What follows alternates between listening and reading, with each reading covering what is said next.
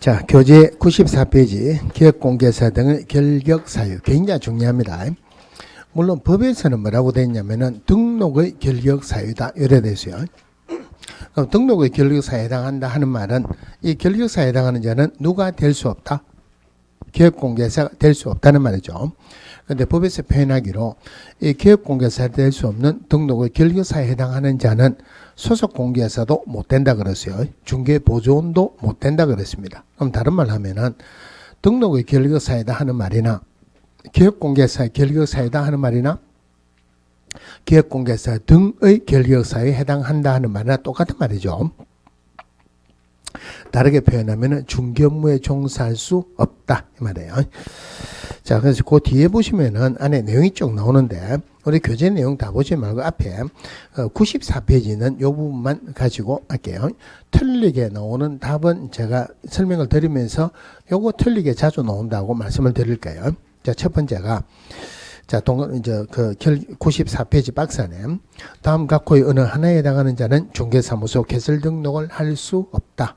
1번에 미성년자 나오죠. 자, 구분해야 되는 게 미성년자는 공인중개사는 될 수 있다 없다? 될 수 있다. 그죠? 근데 우리 법의 특징이 공인중개사법에서 명시적으로 예외를 두지 않은 것은 예외가 없습니다. 무슨 말이냐면은 민법에서는 미성년자가 행위 제한 능력자죠. 그런데 후견인의 동의를 받으면은 정상적으로 법률 행위 할 수 있죠. 그죠?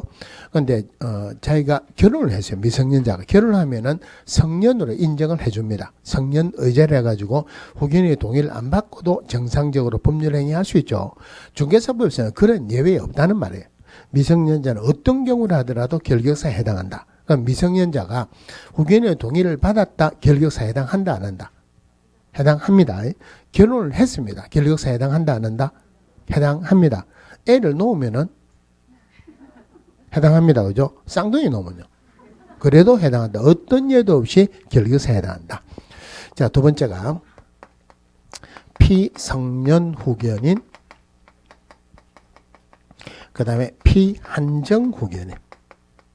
우리 공인중개사법에서는 피성년 후견이 누구냐, 피한정 후견이 어떤 사람이냐, 요거는 문제가 안 나와요.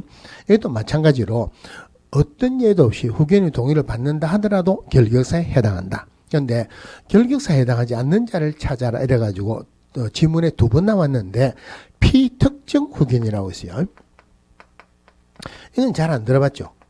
피특정 후견에는 일정 기간 동안만 제한하는 거예요. 피특정 후견은 우리 법엔 결격사유는 아닙니다.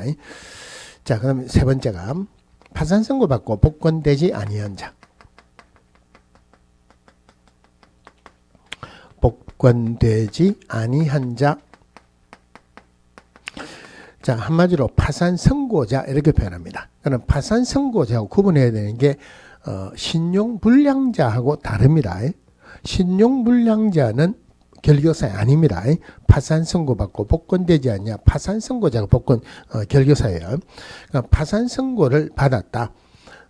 물론 그 별도 유죄 판결을 안 받으면은 10년 지나면은 자동적으로 복권됩니다. 면책 받으면은 복권 신청하면 복권이 돼요. 자, 그러면은 오래전에 어떤 지문이 나왔냐면은 파산 선고 받고 복권 신청한 자 결격사유에 해당한다 안 한다? 아니, 복권은 안 되죠. 결격사유에 해당합니다. 그런데 여기 어떤 지문으로 한번 나왔냐면은 개인회생 신청 중에 있는 자. 개인회생 신청 중에 있는 자로서 법원의 인가 여부가 결정되지 아니한 자. 자, 요게 답으로 한번 나왔어요. 개인회생 신청 중에 있는 자 결격사유 아니죠. 그죠? 자, 결격사유가 아닌데 여기 이의신청이 굉장히 많이 들어왔어요. 뭐라고 들어왔냐면은 개인회생 신청 중에 있는 자, 이건 우리 시험 범위가 아니다. 시험 범위가 아닌 것을 왜 답으로 내느냐? 이의신청이 많이 들어왔어요. 그런데 이의신청은 시험 친 사람만 이의신청할 수 있어요. 그런데 자기가 시험 틀렸어요. 자기가 연구해가지고 이의신청한다. 이런 경우는 별로 없죠. 그 학원의 선생들이 요거 잘못됐으니까 이의신청해라 그러면은 이의신청하는 거예요. 근데 이거는 우리 시험 범위에 벗어났다고 보기 어렵습니다. 왜냐면은 결격사유 요만큼이 결격사유예요. 이거 결격사유 아니죠. 이거 아니죠. 그죠? 그럼 결격사유 말고는 전부 다 결격사유 아니니까 이거는 여기에 있다는 말이에요. 시험 범위에 벗어났다고 보기가 어렵습니다. 이거는 결격사유 아니에요. 그러면 개인 해생 신청 중에 있는 자하고 파산 선고 받고 복권되지 아니한 자 결론적으로 어떻게 다르냐면은 파산 선고를 받으면은 빚을 안 갚습니다. 안 갚아도 돼요. 물론 제약은 굉장히 많습니다. 정상적인 사회활동 못해요. 자기 이름으로 통장 개설도 못하고 일정한 지역을 벗어나지도 못합니다. 자기가 대구에 살고 있는데 부산에 아버지가 계신다. 돌아가셨다 못 갑니다. 별도의 법원의 승인을 받아가지고 가야 돼요. 정상적인 사회활동 하기가 굉장히 어려워요. 한마디로 빚을 안 갚겠다는 말이죠. 개인 회생 신청 중에 있는 자는 뭐냐면은 빚은 갚겠다는 말이에요. 일정 부분의 빚은 탕감을 받고 조금씩이라도 빚을 갚겠다.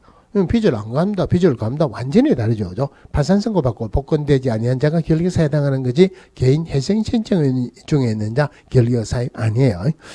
자, 그 다음에 보시면은 4번에 금고 이상의 실형을 선고받고 집행이 종료되거나 가로 열고 집행이 종료되는 것으로 보는 경우를 포함한다 그러죠. 또는 집행이 면제된 날로부터 3년이 지나지 아니한 자. 자, 금고 이상의 형을 선고받았어요. 금고 이상의 형을 선고받았다. 그럼 우리 교재에서는 금고 이상의 실형을 선고받았다. 이래 되죠. 그죠? 우리가 형벌이 징역 또는 벌금이에요. 징역 또는 벌금을 형벌이라 하는데 그 중에서 교도소 들어가는 형을 실형이라고 합니다. 교도소 들어가면 징역이라고 금고죠. 금고 이상의 형이다, 금고 이상의 실형이다 똑같은 말이에요. 자, 선고받고 집행이 종료되거나 또는 면제된 날로부터 3년이 경과되지 아니한 자. 그럼 여기서 집행이라는 말은 우리 민사에서 집행은 경매에 들어간 것을 집행이라고 그래요. 형사에서 집행은 교도소에 넣는 것을 집행이랍니다. 그러니까 집행이 종료되었다는 말은 교도소에서 나왔다 이 말이죠. 한마디로 만기 출소됐다 이렇게 생각하세요. 그럼 이 3년의 의미가 뭐냐면은 누가 교도소에서 10년 동안 살고 있었어요. 만기 출소돼서 나왔습니다. 자기 집을 찾아가기로도 쉽지도 않아죠. 그죠? 사회에 적응하는 시기다. 이래 보세요. 그럼 여기서 나올 수 있는 게 첫 번째 몇 년? 3년. 요거 자주 나올 건 아니지만 기본적인 문제로서 여기에 틀리게 나올 수가 있고. 그러면 대표적으로 집행이 종료됐다. 대표적으로 만기 출소됐다. 이 말이죠. 그러니까 만기 출소되면 3년 동안 결격사에 해당하죠. 자, 요 부분에서 굉장히 자주 나오고 조심해야 되는 게 가석방이에요. 자, 모범수로 복역하면은 가석방 될 수 있죠. 그러면은 가석방이 된다고 집행이 종료되는 것은 아닙니다. 가석방 된다 하더라도 잔년기가 지나고 만기가 되어야지 집행이 종료되는 거예요. 그러면 집행이 종료된 날부터 3년이니까 가석방 되면은 절대 가석방 된 날부터 3년 아니죠. 그죠? 가석방 되면은 남아있는 잔여형기 지나고 또 3년이 지나가야지 결격사에서 벗어난다. 이거 가석방 되면은 가석방 된 날로부터 3년이 지나지 아니한 자 결격사이다라고 틀리게 자주 나와요. 자, 그다음에 특별사면이라고 있습니다. 자, 특별사면은 대통령의 고유 권한인데 이게 뭐냐면은 누가 징역 3년 선고를 받아서 현재 1년 동안 살고 있다고 가정합시다. 그건 대통령이 그 사람을 꼭 찍어가지고 지금 1년 살았지만은 3년 다 살았다 치고 나온나 하는 게 특별사면. 그러면은 비록 대통령에게 잘 보여가지고 나오지만은 사회에 적응하는 시간 3년이 필요하죠. 중개받는 거 몰짱하게 보지 말라는 말이에요. 3년 있어야 돼요. 그런데 여기서 또 특별히 봐야 되는 게 일반 사면이라고 있습니다. 자, 일반 사면은 대통령의 힘으로 할 수 있는 게 아니고 국회 동의를 받아야 돼요. 그럼 일반 사면 받아서 나옵니다. 자기 죄 자체가 없어지는 거예요. 그럼 특별 사면은 죄가 없어지는 게 아니고 형을 다 살았다 치고 나온다. 일반 사면은 중간에 나오지만은 자기 죄 자체가 없어집니다. 그럼 어떻게 생각하냐면은 애당초 죄를 안 짓다고 생각하세요. 애당초 죄를 안 짓다 교도소 안 들어가 있죠. 교도소 안 들어가면은 결격사유 아니죠. 일반 사면은 결격사유하고 아무 상관이 없다. 그러면 일반 사면 받고 3년이 경과되지 아니한 자 결격사유에 해당한다 안 한다? 안 한다. 언제든지 등록할 수 있다 이 말이에요.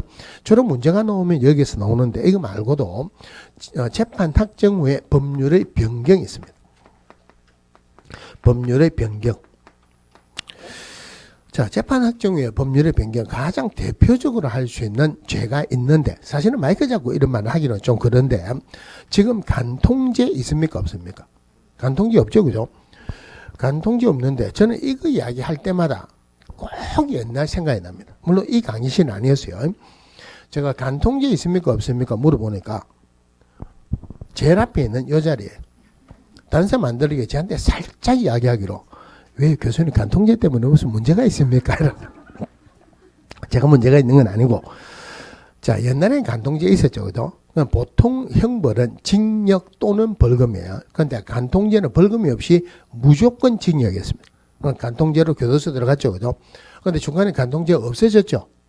이미 죄인이 아니니까 나옵니다. 나오더라도 사회에 적응하는 시간이 필요하겠죠. 3년 있어야 돼요. 마지막으로 시효 완성 이것도 있습니다. 자, 시효 완성은 검사가 공소를 제기할 수 있는 공소시효하고는 내용이 달라요. 자, 지금 뭐 논란의 소지가 많이 있지만 옛날에 고 노무현 대통령 계셨을 때 그 국무총리 하신 한명숙 씨, 뭐 제가 있니 없니 지금 말이 많죠, 그죠? 지금 우리가 그걸 따질 건 아니고 하여튼 이제 그 때문에 교도소 갔죠, 그죠? 보통 대법원 확정 판결 받으면 그날 바로 교도소 보냅니다. 물론 이제 그 전에 구치소에 있는 사람은 구치소에서 교도로 옮길 거고 구치소 안 들어간 사람은 밖에 나와 있죠, 그죠? 대법원 확정 판결 내리면은 바로 교도소 넣습니다. 교도소 넣으려고 가니까 사흘간 여유를 좀 달래요. 보통 사람은 그런 거 있을 수가 없어요. 어떻게 할까 하다가 하여튼 사흘간 여유를 줬어요. 사흘 있다가 교도소 들어갔어요. 그 사이에 이런저런 생각이 많았겠죠, 그죠? 한마디로 교도소 가고 싶다, 안 가고 싶다. 안 가고 싶다는 말이에요. 그래서 만약에 교도소 안 가려고 도망을 갔다고 가정합시다. 사형 선고를 받은 사람이 30년 동안 안 잡히면은 형을 못 살립니다. 무기징역 받았는데 20년 동안 안 잡히면은 형을 못 살려요. 그러면은 자, 사형 선고 받았다 30년 동안 안 잡히려고 정상적으로 사회생활을 할 수 없죠. 예를 들어서 저 강원도 산골짜기에 첩첩산중에 동굴 속에 20살 해야 되죠. 30년 지났습니다. 형은 안 살죠, 그죠? 사회에 나왔다. 적응하기 어렵죠. 3년 있어야 된다. 자, 그럼 여기에 가석방이 들어가고 사형 선고를 받으면 가석방 안 해줍니다. 무기징역은 가석방 해주겠습니까? 안 해주겠습니까? 무기징역도 모범수로 복용하면 가석방 해줍니다. 그러면 이거는 문제가 나오는 건 아닌데 무기징역 받아서 가석방 됐다. 언제 결격사에서 벗어나느냐? 죽을 때까지 있다가 3년 더 지나가야 되죠. 맞죠, 그죠? 그런데 무기징역 가석방을 받으면은 이 잔여 형기는 10년으로 봅니다. 그런 문제가 나오는 건 아니고, 자, 요거 줄권한 거 이런 것들 자주 나와요. 그럼 예를 들어서 3월 5일 날 만기 출소했어요. 그럼 3년 동안 결격사에 나가죠, 그죠? 그럼 3년 후 3월 4일, 5일, 6일 언제 되면은 결격사에서 벗어난다? 자, 이거 쉽게 이야기해서 첫날 초일을 포함하느냐 안 하느냐 이건데 이거는 민법하고 형법은 달라요. 민법에서는 원칙적으로 초일을 포함 안 합니다. 초일 포함 안 합니다. 예외적으로 나이 계산할 때는 포함합니다. 나이 계산을 포함하는데 민법은 초일을 포함 안 해야 돼요, 그죠? 그런데 초일을 포함해가지고 이득을 보는 경우도 많이 있어요. 자, 예를 들어서 병원에 입원했어요. 오늘 입원했어요. 그리고 열흘 있다가 나왔습니다. 입원하는 날 병원에 들어가는 날로 병원에서는 칩니까 안 칩니까? 병원에서는 치죠. 퇴원한 날도 치죠. 그러면 그거 하나를 빼야 돼요, 사실은. 그럼 다르게 볼게요. 자, 임대차 계약을 체결했어요. 그럼 임대차 계약을 체결했다. 요 시점에 들어가가지고 요 시점에 나왔어요. 그럼 보통의 경우에는 예를 들어서 이거를 정산한다. 이 날짜 칩니까 안 칩니까? 이 날짜 치죠. 이 날짜도 치죠, 그죠? 근데 만약에 내가 나가는 날 다른 사람이 들어올 수 있죠. 내가 나가는 날 다른 사람 들어왔다 요래돼요. 그러면은 1년에 365일 해야 되는데 366일이 되죠. 두 개 다 치니까. 그러니까 민법에서는 원칙적으로 초일을 빼야 돼요. 초일을 빼는데 나이 계산할 때는 초일을 포함합니다. 그런데 형법에서는 초일을 포함합니다. 예를 들어서 교도소에 안 가고 경찰서 유치장에서 30일 이내에 이르는 것을 구류라고 그래요. 오늘 저녁에 10시에 잡혀가지고 구류 살아요. 내일 아침에 9시에 나왔다. 구류 이틀 사는 거예요. 형법에서는 초일을 포함하는데 중개사법에서는 법에 나와 있는 그대로 보시면 돼요. 금고 이상의 형을 선고받고 집행이 종료되거나 면제된 날로부터 3년이 경과되지 아니한 자. 날로부터 하는 말은 그날 포함합니까 안 합니까? 다른 말은 오늘부터 공부한다. 오늘 공부하는 겁니까 안 하는 겁니까? 오늘 공부하는 거 맞죠? 그런데 원래 내일부터 하는 게 두 개가 있죠. 공부하는 거 다이어트하고 오늘부터 하면 오늘 포함되죠. 그죠? 그러면 3월 5일 날 만기 출소됐어요. 3월 5일 포함되죠. 3월 5일 포함해가지고 만 3년 되는 날은 3년 후 3월 4일이죠. 3월 5일 되면은 결격사에서 벗어난다 이 말이네요. 자, 그 다음에 그 밑에 5번 해볼게요. 금고 이상형의 집행유예를 받고 그 유예 기간 중에 있는 자. 자, 금고 이상의 집행유예를 받았어요. 집행유예를 받으면은 유예 기간 중에 있는 자, 다른 말로 하면은 그 집행유예 기간 동안이 결격사에 해당한다 이 말이에요. 그럼 예를 들어서 징역 3년에 집행유예를 5년 받았어요. 징역 3년에 집행유예를 5년 받았다 하는 말은 무슨 말이냐면은 원래는 징역 3년 살아야 되는데 교도소에 있는 것을 집행유예를 한다 그랬죠. 교도소 넣기로 5년 동안 뭐 해주겠다? 유예시켜 주겠다는 말. 그러면은 5년 동안 교도소 안 들어가는 거예요. 그러면 집행유예 기간 5년이 끝나고 나면은 아무것도 없이 끝납니다. 그러니까 그러면은 집행유예 기간 5년 동안 교도소 안 들어간다는 말은 끝났다. 굳이 사회에 적응할 시간이 필요하다. 필요 없다. 필요 없으니까 이거는 추가로 3년 들어가는 거는 아니죠. 그죠? 자, 그런데 집행유예 기간 중에 범죄를 또 저질렀어요. 또 저지르면은 이 유예를 취소시킵니다. 유예를 취소시킨다는 말, 이거에 대한 교도소 간다는 말이죠. 또 다른 범죄로 따라서 교도소 들어가죠. 가중처벌 받는다. 그러면은 결론적으로 금고 이상의 집행유예를 받으면 집행유예 기간 동안이다. 징역 3년에 집행유예 5년 받았다. 몇 년 동안 결격사유다? 5년 동안 결격사유다. 이 부분에서 또 특별히 봐야 되는 게 선고유예라고 있어요. 자, 선고유예는 판사가 내릴 수 있는 벌 중에서 가장 약한 겁니다. 선고 자체를 유예하는 것으로서 이거는 2년이 지나면 아무것도 없어지는 거예요. 그러니까 옛날에는 선고유예도 우리 결격사에 해당하는데 지금은 선고유예는 결격사에 아닙니다. 그럼 선고유예 받았다? 얼마 동안 중개 못한다는 말입니까? 이건 언제든지 할 수 있어요. 결격사하고 아무 상관이 없다. 그죠? 자, 그 다음에 그 밑에 6번 해볼게요. 자, 법 33조 1항에 따라 공제사 자격이 취소된 후 3년이 지나지 아니한 자. 자, 그 다음에 그 밑에 8번부터 봅시다. 비슷한 것끼리 모아가지고 한꺼번에 같이 보는 게 우리가 암기하기 쉽겠죠. 그죠? 자, 8번에 법 33조 1항 2호 그리고 4호부터 8호까지 같은 조 2항 2호부터 1호까지에 해당하는 사유로 그럼 이게 등록 취소 사유 중에서 몇 개 뽑았다는 말이에요. 그럼 등록 취소 사유 중에서 아닌 것도 있다 하는 건데 이거 신경 쓰지 마세요.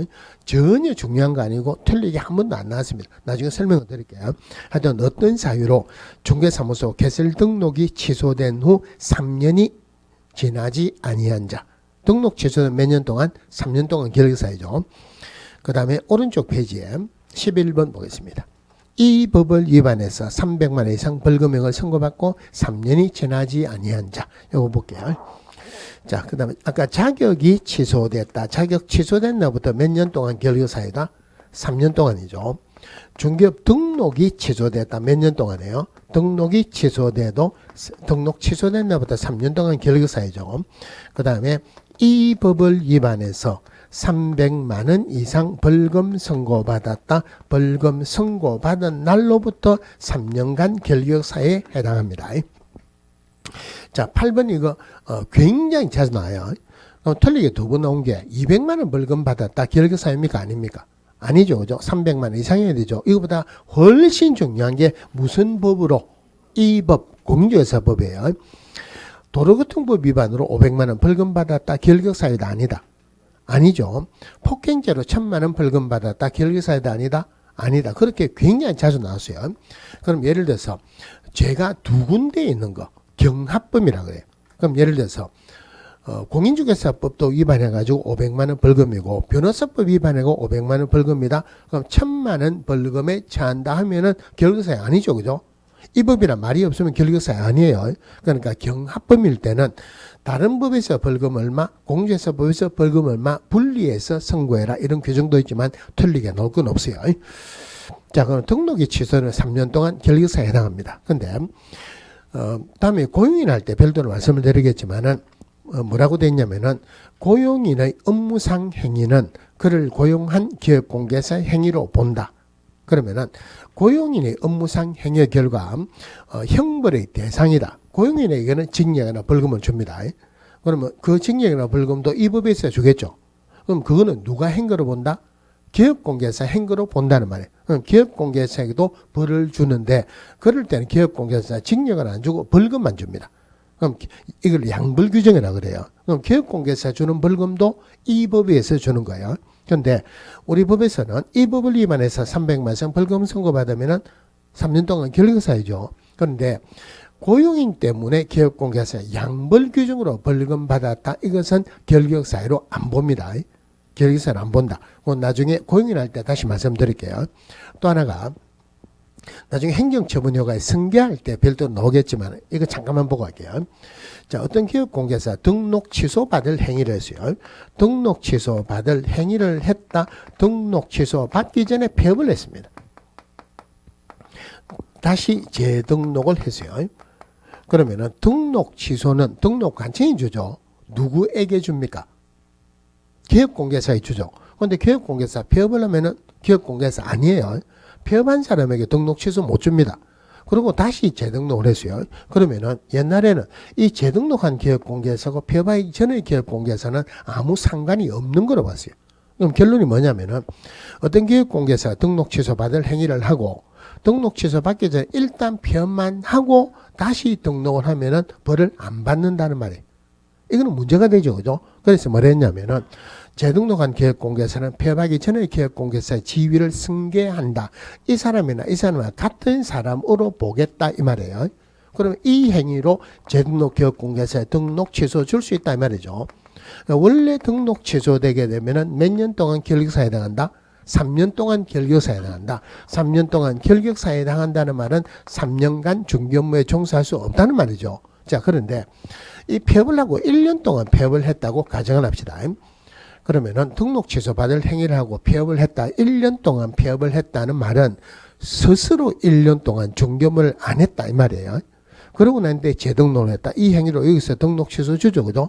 그러면 1년 동안 안 하고 등록 취소를 주면은 등록 취소주가 3년 동안 중개업을 못하게 해야 되겠습니까? 아니면 3년에서 스스로 안 한 1년을 빼줘야 되겠습니까?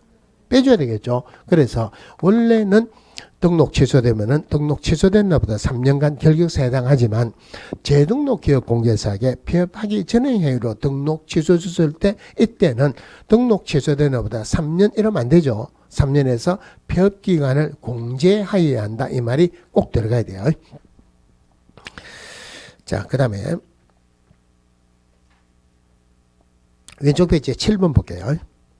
자, 7번에 법 36조 1항에 따라 공개사 자격이 정지된 자로서 자격 정지 기간 중에 있는 자. 그 다음에 9번 보겠습니다. 법 39조에 따라 업무 정지 처분을 받고 25일조에 따른 폐업 신고를 한 자로서 업무 정지 기간이 지나지 아니한 자. 물론 가로 열고 폐업에도 불구하고 진행되는 것으로 본다. 자, 여기에 자격 정지를 받았어요. 자격 정지는 소속 공개사에게만 줄 수 있어요. 그러니까 자격 정지를 받으면은 그 자격 정지 기간 동안 결격사에 해당합니다. 요거는 극히 문제가 잘 안 나오는데 지문에 딱 한 번 나온 적이 있었어요. 나중에 행정 처분할 때 나오겠지만은 법에서 업무 정지나 자격 정지는 최고가 6개월입니다. 최고가 6개월이에요. 그런데 단서정에 해놨어요. 동기나 횟수나 결과를 참작해서 2분의 1 범위 내에서 늘리거나 줄일 수 있다. 그럼 2분의 1 범위 내에서 줄일 수 있다. 몇 개월까지 할 수 있습니까? 3개월까지죠. 2분의 1 범위에서 늘릴 수 있다. 몇 개월까지 할 수 있다? 9개월이죠. 그죠? 그런데 늘리더라도 6개월을 초과할 수 없다. 이랬어요. 늘리더라도 6개월을 초과할 수 없다. 그런데 이 질문이 어떻게 나왔냐면은 어떤 소속 공개회사가 1월 5일 날 자격 정지를 받았어요. 몇 개월 자격 정지 받았다. 이런 말은 없습니다.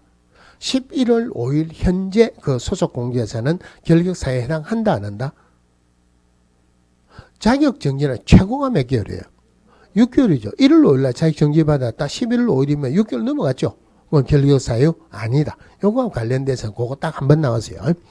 자, 그 다음에 업무 정지를 받아요. 업무 정지는 기업 공개사에 주는데, 자, 업무 정지 받고 폐업한 자로서 업무 정지 기간이 경과되지 아니한 자, 즉 나머지 업무 정지 기간 동안이다 이 말이에요. 자, 이거는 그림을 한번 그려볼게요. 자, 어떤 기업 공개사가 업무 정지를 받았어요. 업무 정지 기간 중에는 정규직 못하죠. 그러니까 이양 못하는 거 폐업하자. 폐업은 언제든지 할 수 있어요. 그럼 폐업을 했어요. 법에서 표현되는 결격사의 기간은 업무 정지받고 폐업한 자로서 업무 정지 기간이 경과되지 아니한 자. 여기서 여기까지가 결격사유입니다. 그러면은 업무 정지받고 폐업하기 전까지는 결격사유 아니죠, 그죠? 그럼 이거는 안 보셔도 돼요. 중요한 것도 아니고 중요하지 않기 때문에 한 번도 지문에 안 나왔습니다. 자, 그러면 왜 업무 정지받고 폐업하기 전까지는 결격사유가 아니냐면은 업무 정지 기간 중의 기업 공개사도 기업 공개사입니다. 그럼 결격사유 기간 중에는 등록 못하죠. 등록이 결격사유니까 등록 못하죠, 그죠? 업무 정지 기간 중의 기업 공개사도 기업 공개사다 등록을 했죠. 또 딴 데 가서 등록할 수 있다 없다? 이중 등록이니까 등록할 수 없다는 말이에요. 또 결격사유 기간 중에는 정규직 못하죠. 업무 정지 기간 중에 정규직 못하죠. 그럼 여기서 여기까지는 결격사유 기간 동안 못하는 거 전부 다 못하는 거예요. 그러니까 결격사유 기간 동안 못하는 거 전부 다 못하는데 또 결격사유로 이름을 다시 덮을 필요가 없다는 말이에요. 그래서 정확하게 하면은 업무 정지받고 폐업하기 전까지는 결격사유 아니에요. 업무 정지받고 폐업한 자로서 업무 정지 기간이 경과되지 아니한 자 결격사유에 해당하고. 자, 그 다음에 오른쪽에 10번 볼게요. 법 39조에 따라 업무정지 처분을 받은 기업공개사인 법인의 업무정지 사유가 발생한 당시의 사원 또는 임원이었던 자로서 해당 기업공개사에 대한 업무정지 기간이 지나지 아니한 자. 그럼 한마디로 업무정지를 누가 받았느냐면 법인이 받았다는 말이에요. 그럼 업무정지를 법인이 업무정지를 받으면은 결격사유를 누구에게 주느냐면은 그 법인의 임원이나 또는 사원에게 그 업무 정지 기간 동안 결격사유를 줍니다. 업무 정지 기간 동안 결격사유에 해당. 물론 여기서 임원과 사원은 똑같은 사람이죠. 자, 여기서 중요한 거는 뭐냐면은 자, 어떤 법인인 기업공개에서 업무 정지 처분을 받았습니다. 업무 정지 처분을 받았다는 말은 업무 정지 처분 받을 만한 사유가 있었기 때문에 업무 정지 처분을 받았죠. 그죠? 그러면 여기에서 법인의 임원이나 사원은 한마디로 저 위에 있는 사람이죠. 그 법인 전체를 관리하는 사람이에요. 그러면은 업무 정지 처분을 받았다는 말은 관리를 잘못했기 때문에 그 임원이나 사원에게 결격사유를 줍니다. 중요한 거는 뭐냐면은 업무정지 처분 받을 때 임원이나 사원이 관리를 잘못했습니까? 아니면은 업무정지 사유 발생했을 때 있던 임원이나 사원이 관리를 잘못했습니까? 사유 발생했습니다. 그러니까 여기서 문제의 핵심이 이거예요. 업무정지 처분 당시의 임원이나 사원이 아니고 업무정지 사유 발생했을 때 있던 임원이나 사원이 결격사유에 해당한다. 그래서 법인이 나오면은 결격사유 나오면은 문제의 핵심은 처분 당시가 아니고 사유 발생했을 때가 문제의 핵심이에요. 자, 그 다음에 11번에 12번에 사원 또는 임원 중 제1호부터 11호까지 결격사유죠. 결격사유 어느 하나에 해당하는 자가 있는 법인입니다. 한마디로 결격사유에 해당하는 임원이나 또는 사원이 있는 법인도 결격사유에 해당한다. 즉 임원이나 사원 중에 한 명이라도 결격사유에 해당하면은 그 법인도 결격사유로 본다는 말이에요. 근데 좀 이따 별도로 하겠지만은 개업공개사 결격사유에 해당하면은 등록 취소줍니다. 근데 임원이나 사원 한 명 때문에 법인이 등록 취소된다. 너무 심하죠. 그래서 예외 규정을 둬 가지고 2개월 이내 해소하는 경우는 그러하지 아니하다. 이런 예외를 뒀어요. 자, 여기까지가 결격 사유인데 자, 아까 등록 취소되고 3년 동안 결격 사유라 그랬죠. 그죠? 여기에는 중요한 예외가 3개가 있어요.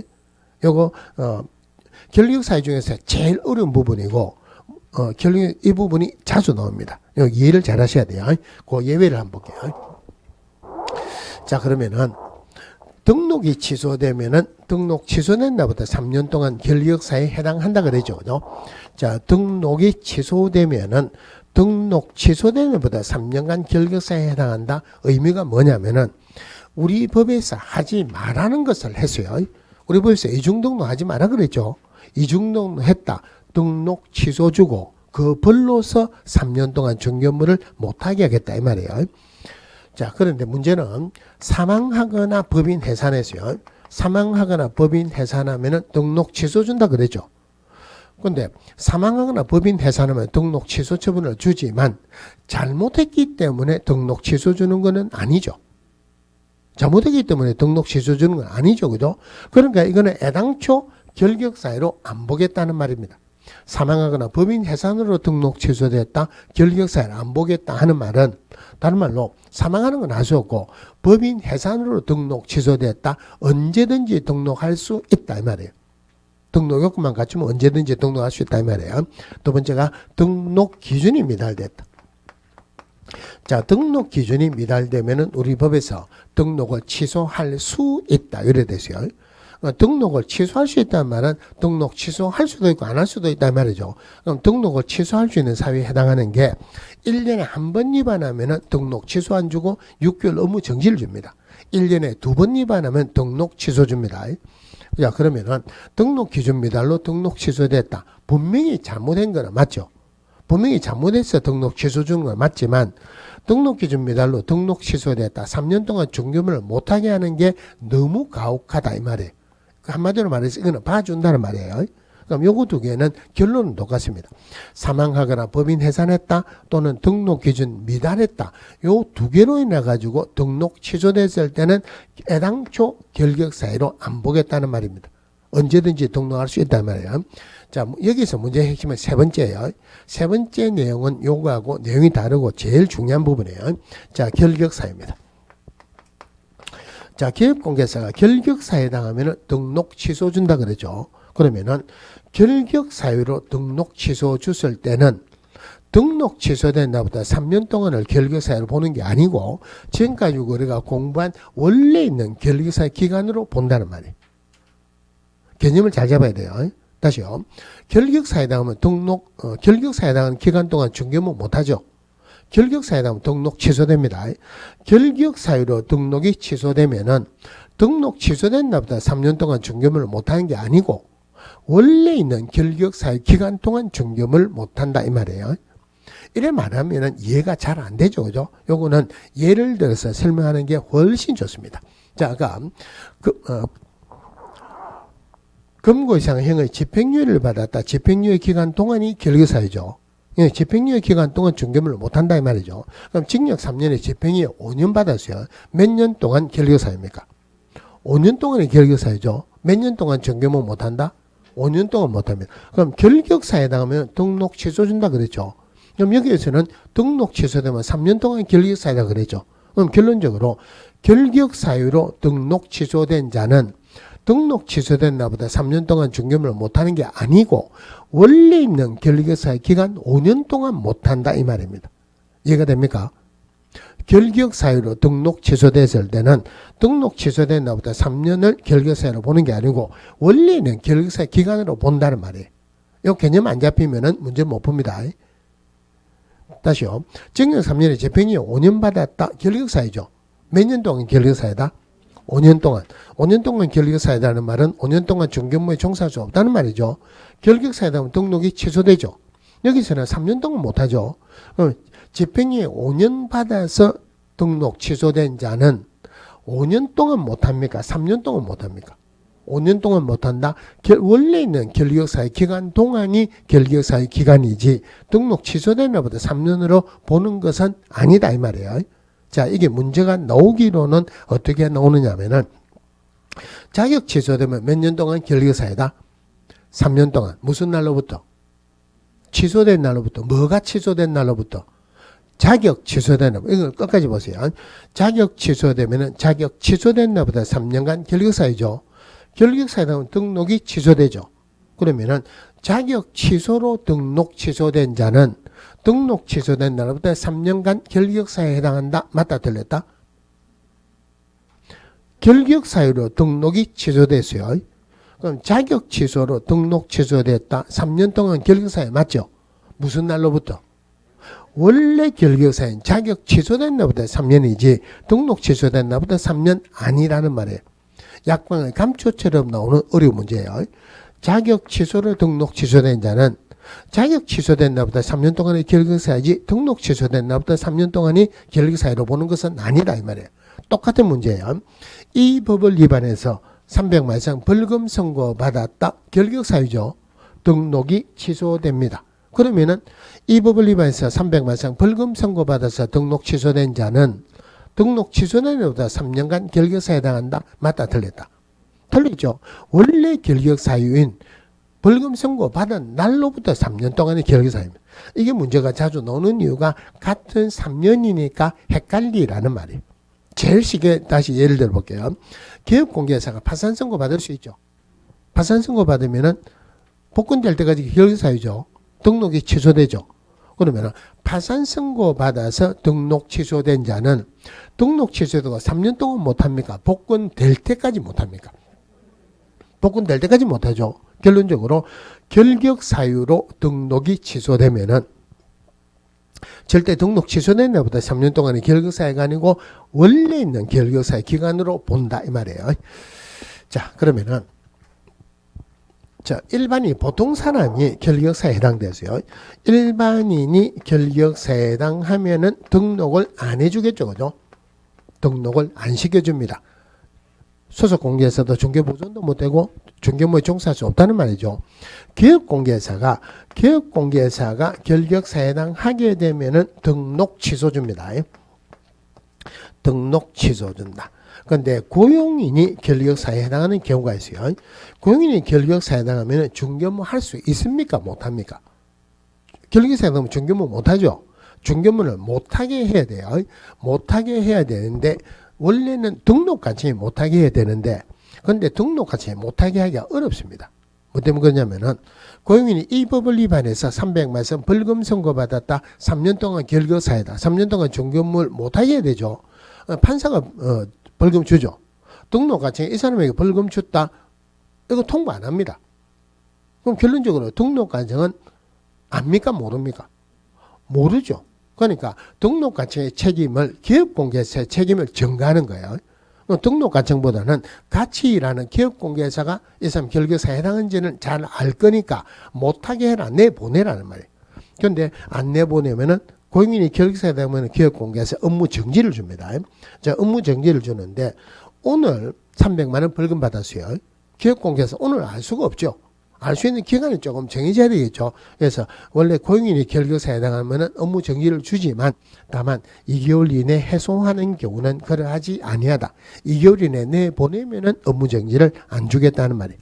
그런데 고용인이 말고 법인의 임원이나 사원이 결격사유에 해당됐다.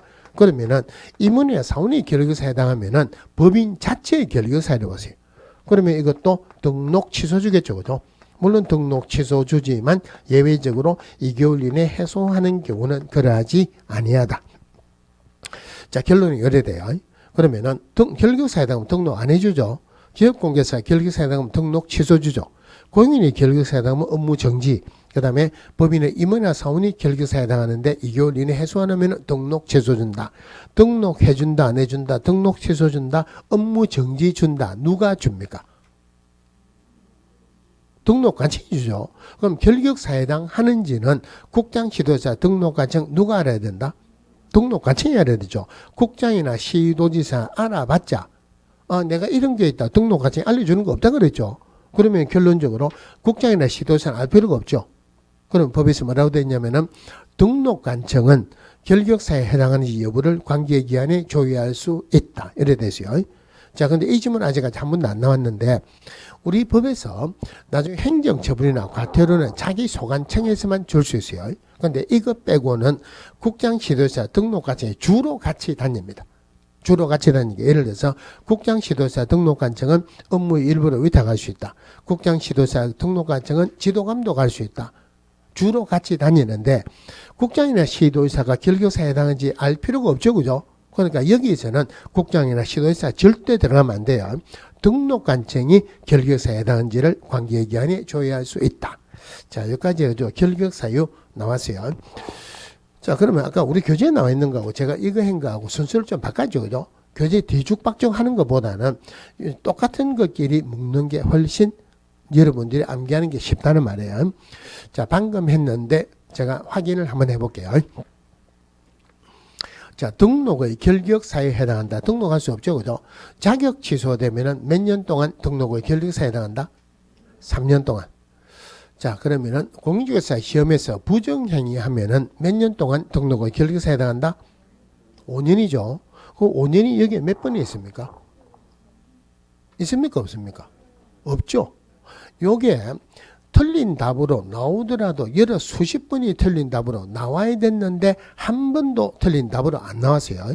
무슨 말이냐면은 등록의 결격사유에 해당한다는 말은 등록할 수 없다는 말이죠. 소속공개사는 중개보존도 못 된다. 중개업무에 종사할 수 없다는 말이에요. 이거 구분해야 되는 게 공인중개사가 될 수 없는 자 2명 있었죠. 자격 취소되고 3년 동안, 부정행위하고 5년 동안. 자격 취소되고 3년 동안은 공인중개사도 못 되고 등록의 결격사유에도 해당합니다. 부정행위하고 5년 동안은 공인중개사가 못 되는 거지 등록의 결격사유에 해당하는 것은 아니죠. 그죠? 부정행위하고 5년 동안은 공개사 못 된다는 말은 5년 동안 공인중개사는 기업공개사 못 되죠. 5년 동안 소속공개사도 못 되죠. 그런데 결격사유는 아니죠. 5년 동안 중개보조는 될 수 있다는 말입니다. 그래서 여기 틀린 답으로는 한 번도 안 나왔는데 이거는 나와야 돼요. 등록의 결격사유에 해당하는 자를 찾아라 그러면은 등록할 수 없는 사람, 기업공개사 못 되는 사람이지 공인중개사 못 되는 사람은 아니죠. 부정행위하면 5년 동안 공인중개사가 못 되는 거지 절대 등록의 결격사유에 해당하는 것은 아니다. 꼭 기억을 하시고 질문 하나 더 할게요. 변호사법 이 법입니까? 아닙니까? 이 법 아니죠. 변호사법 위반해서 징역 3년 선고받았다. 결격사유다. 아니다. 변호사법 위반해서 징역 3년 선고받았다. 결격사유다. 아니다. 결격사유 맞죠? 보세요. 이 법을 위반해서 300만 성 벌금 선고받았다. 벌금은 이 법이어야 되죠. 그런데 징역 받았다 그랬죠. 그러면 여기에서 금고 이상 형을 선고받고 집행 종료되거나 면제받았다. 이 법이라는 말은 없죠. 그러니까 쉽게 이야기하면은 이건 어떤 법이라도 결격사유에 해당한다는 말이에요. 다르게 표현하면은 공인중개사법을 위반해서 교도소 들어갔어요. 만기 출소했다. 사회 적응하는 시간이 필요하죠. 변호사법 위반으로 교도소에 들어갔습니다. 나오면 사회 적응하는 시간이 필요하다. 필요 없다? 필요하다는 말이에요. 그러니까 이건 어떤 법이라도 마찬가지예요. 그런데 이게 원래는 문제의 핵심이에요. 벌금은 반드시 이 법이에요. 그러니까 전부 다 이 법 하니까 교도소에 들어가는 형이 징역을 받았다 하더라도 이 법 아니면은 결격사유 아니다라고 오해할 소지가 있죠. 지금은 다시 돌아갈 때가 됐어요. 즉 벌금은 반드시 이 법을 위반해서 300만 이상 벌금 받아야지 결격사유에 해당하지만 교도소에 들어가는 형인 금고 이상 형이나 집행유예는 어떤 법이라도 결격사유에 해당한다. 결격사유 내용도 많고 조금 어려운 부분이 좀 있어요. 자, 그 다음 결격사유 다 보셨고